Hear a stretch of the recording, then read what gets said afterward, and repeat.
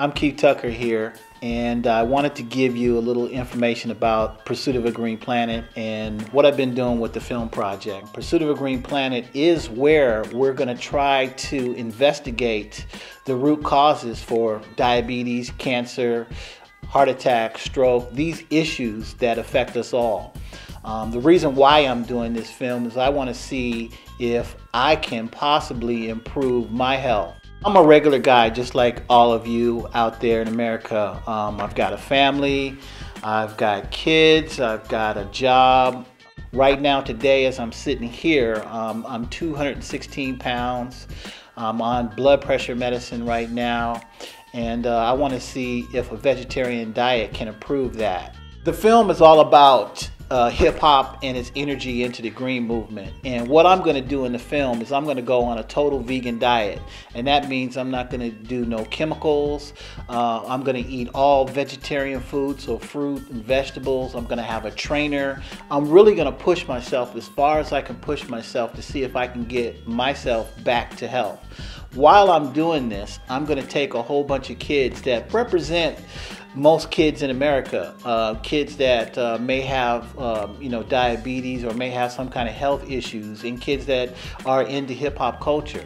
And we're going to go around the country and we're going to interview some of the top people in the green movement that are associated with either hip-hop, the green movement, vegetarianism, solar power, wind power, and things of that nature. And we're going to go out and find out how we can live on this earth in a sustainable way. We think it's very important that people see hip-hop in its true light. For a lot of years, people have associated hip-hop with just rap music, but in this film, you're going to see hip-hop culture in its true light for the first time. You're going to see that hip-hop culture is the biggest youth force on the planet. So that's what we hope to do with this film, is get a lot of youth involved and active in these issues that we have. And I think the planet Earth and preserving planet Earth is one of the biggest issues that we have right now. People say that going on a vegetarian diet is going to open up a whole new world for me. They say that I'm going to look, feel, I'm going to be stronger. I really want to find out how much of this stuff is true. I will begin my transition to an organic diet by doing a whole body cleanse to clean all the toxins out of my body. I have doctors that will run every test and give me a full physical profile at the beginning and chart my progress as I go along.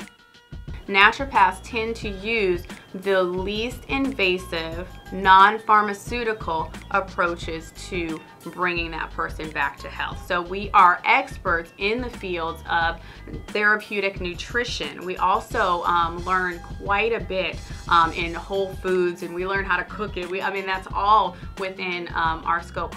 I have a nutritionist to help me figure out what I should be eating to get and stay healthy. For all that I do, it's more about behavior modification and helping people make that change and finding that strength within them to do that. So I talk about the 4 R's, and it's remove, replenish, reinforce, and then restore. So I talk about the 4 R's, and it's remove, replenish, reinforce, and then restore. Removing is really looking at your toxic sources, identifying those and removing them, and then we go into replenish, and that's going to be giving you back fresh, beautiful, clean water. And for me to support the body and the detox process, we need to look at bringing in specific fruits and vegetables to do that. And so there would be a lot of education around that.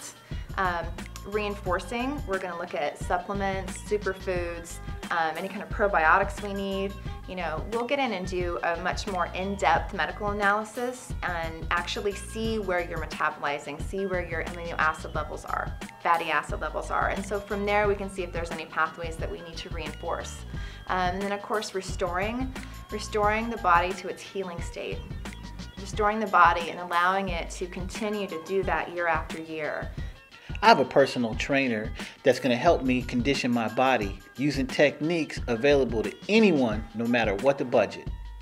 Many years ago in the 80s at University of Washington, when I left there, I had a summer job that I worked at the YMCA, and so fitness was like a part of my life.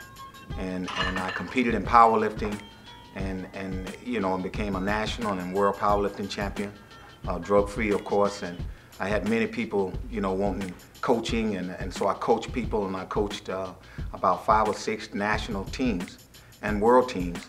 And you know, I started to think about my own family whenever I would go back home and see my family dealing with chronic diseases and so forth. And as I did presentations around schools and community centers and churches, you know, I just saw a lot to work with in terms of health. So I sort of changed my pursuit a little bit into helping people, not so much to be a coach of a powerlifting team, but to be able to help people with all-around health, chronic disease and nutrition, and working with physical activity. I've been I've been a vegan for about 18 years now.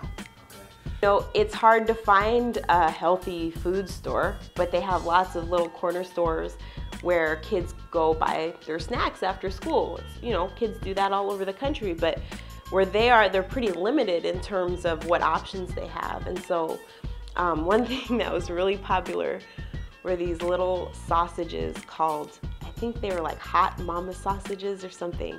And they were packaged in a plastic container. And if it got hot, they would just melt into liquid. If you read the ingredients on the back, it had every type of animal listed that we eat in America. Pork, beef, chicken, everything, along with pig hearts. I don't know why they put pig hearts in it. And some kind of dye to make it look a certain way. And the kids all ate them. I couldn't stand them. They're really disgusting to me, so I didn't let them eat them in my class. But I had one student who, she loved them. She would eat them. She said every time she ate them, they made her throw up, but she would still eat them.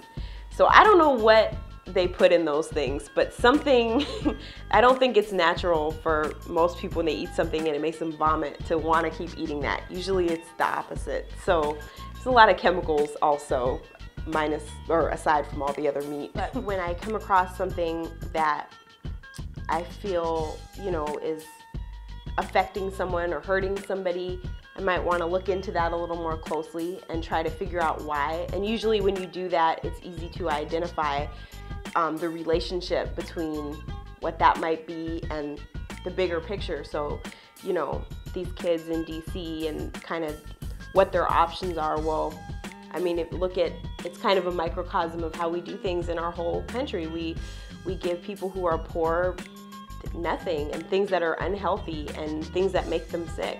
And really, to some extent, being healthy is a privilege here. We're going to visit some hip-hop legends and pioneers, eco-activists and educators, and regular people that are in pursuit of a green planet. And we're going to find out where our food is processed and where it comes from. Many people in hip-hop are already connected to the green movement. Some of the culture's biggest personalities are longtime vegetarians and advocates of earth consciousness. But you hardly ever hear that message in the mainstream or in the music. We're going to bring that out in this film. Pursuit of a Green Planet is all about putting hip-hop's energy at the forefront of the green movement.